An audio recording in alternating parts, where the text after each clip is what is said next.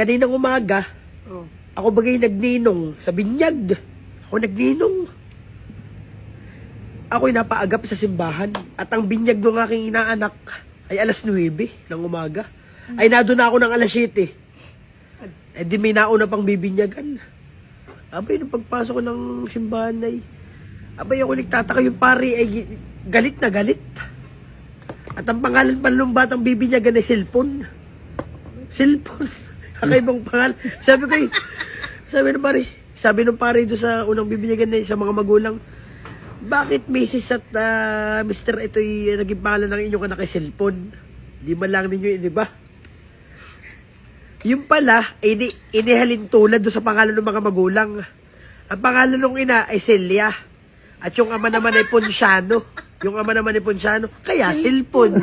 Yung galing mo din. Ay, doon ang walas 9 na. Diyan na yung aking inaanak. Ay, salamat naman. 2 oras ako nag-aantay, narito na. Ako nino nga ay. Siyempre, yung pare medyo mainit ang ulo, stress. Gawa nga doon sa cellphone na yun. Kay Celia at Ponciano ang ama at ina. Ay, tika. Ay, tinanong mo na yung kasunod na bibinyagan. Yung aking inaanak, tinanong mo na yung mga magulang. Para in advance na. Ikaw po, Mrs. Ano pangalan mo? Charis po. Ikaw, mister. Ano pangalan mo? Roger po. Yan ang mga pangalan. Hindi yung kanina. Ano pangalan ng inyong anak? Ano pangalan ng bibinyagan?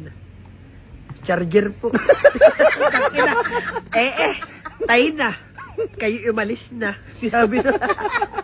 I like to say, Charis at Roger. Ano pangalan ng anak? Charger. Charger.